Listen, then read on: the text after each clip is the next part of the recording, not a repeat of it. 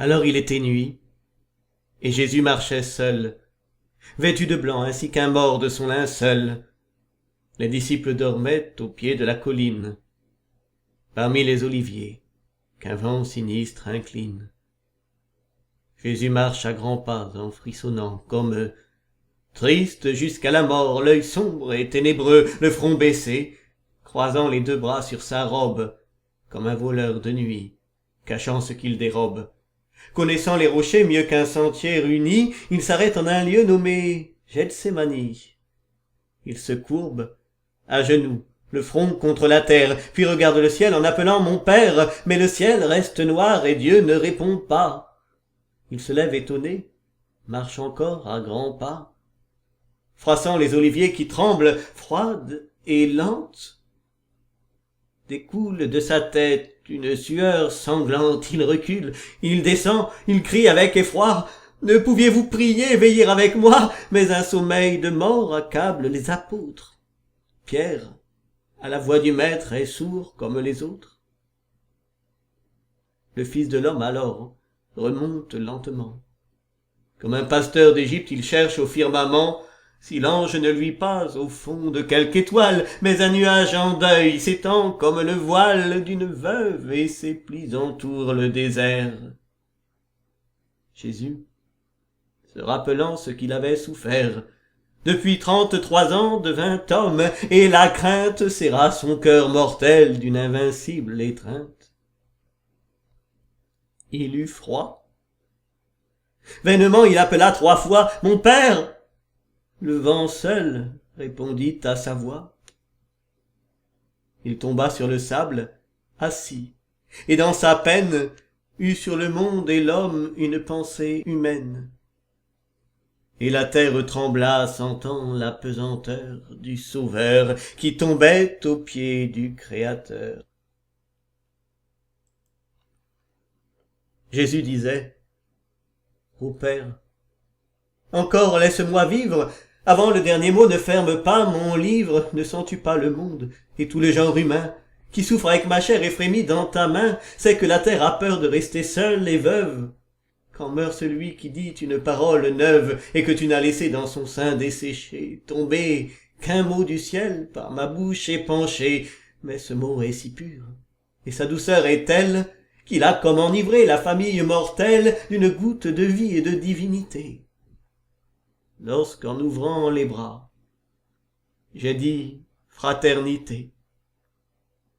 Père, oh, si j'ai rempli mon douloureux message, si j'ai caché le Dieu sous la face du sage, du sacrifice humain, si j'ai changé le prix, pour l'offrande des corps recevant les esprits, substituant partout aux choses le symbole, la parole au combat, comme au trésor l'obole, au flot rouge du sang, le flot vermeil du vin, aux membres de la chair le pain blanc sans levain, si j'ai coupé les temps en 2 parts, l'une esclave et l'autre libre, au nom du passé que je lave, par le sang de mon corps qui souffre et va finir, versons-en la moitié pour laver l'avenir. Père libérateur, jette aujourd'hui d'avance la moitié de ce sang d'amour et d'innocence sur la tête de ceux qui viendront en disant « Il est permis pour tous de tuer l'innocent ».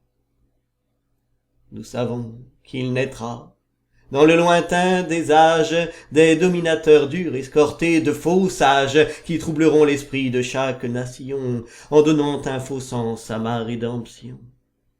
Hélas, je parle encore que déjà ma parole est tournée en poison dans chaque parabole. Éloigne ce calice impur et plus amer que le fiel ou l'absinthe ou les eaux de la mer, les verges qui viendront, la couronne d'épines, les clous des mains, la lance au fond de ma poitrine, enfin toute la croix qui se dresse et m'attend, non rien, mon Père, ou rien qui m'épouvante autant. Quand les dieux veulent bien s'abattre sur les mondes, et n'y devoir laisser que des traces profondes, et si j'ai mis le pied sur ce globe incomplet, dont le gémissement sans repos m'appelait, c'était pour y laisser 2 anges à ma place, de qui la race humaine aurait baisé la trace, la certitude heureuse et l'espoir confiant, qui dans le paradis marchent en souriant, Mais je vais la quitter, cette indigente terre, n'ayant que soulevé ce manteau de misère qui l'entoure à grands plis, drap lugubre et fatal, que d'un bout tient le doute, et de l'autre le mal. Mal et doute. En un mot, je puis les mettre en poudre. Vous les aviez prévus, laissez-moi vous absoudre de les avoir permis. C'est l'accusation qui pèse de partout sur la création. Sur son tombeau désert, faisons monter Lazare. Du grand secret des morts qu'il ne soit plus avare, et de ce qu'il a vu, donnons-lui souvenir qu'il parle. Ce qui dure, et ce qui doit finir.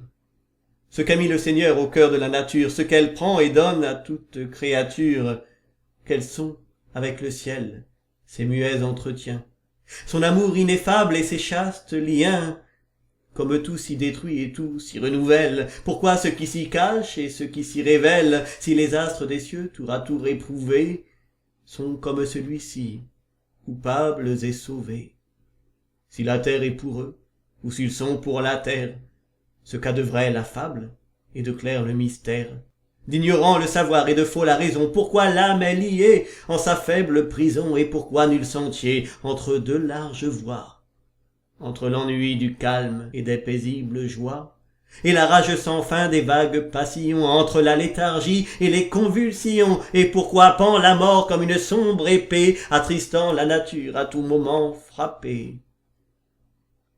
Si le juste et le bien, si l'injuste et le mal sont de vils accidents en un cercle fatal, ou si de l'univers ils sont les deux grands pôles soutenant terre et cieux sur leurs vastes épaules. Et pourquoi les esprits du mal sont triomphants des maux immérités de la mort des enfants? Et si les nations sont des femmes guidées par les étoiles d'or des divines idées, ou de folles enfants sans lampe dans la nuit, se heurtant et pleurant, et que rien ne conduit? Et si lorsque des temps l'horloge périssable aura jusqu'au dernier versé ses grains de sable, un regard de vos yeux, un cri de votre voix, un soupir de mon cœur, un signe de ma croix, pourra faire ouvrir l'ongle aux peines éternelles, lâcher leurs proies humaines et reployer leurs ailes. Tout sera révélé dès que l'homme saura de quel lieu il arrive et dans quel il ira. Ainsi le divin Fils parlait au divin Père. Il se prosterne encore, il attend, il espère, mais il renonce et dit que votre volonté soit faite et non la mienne, et pour l'éternité. Une terreur profonde, une angoisse infinie, redouble sa torture et sa lente agonie. Il regarde longtemps, longtemps, cherche sans voir, comme un marbre de deuil, tout le ciel était noir, la terre sans clarté, sans astre et sans aurore, et sans clarté de l'âme ainsi qu'elle est encore, frémissait. Dans le bois, il entendit des pas, et puis il vit rôder la torche de Judas.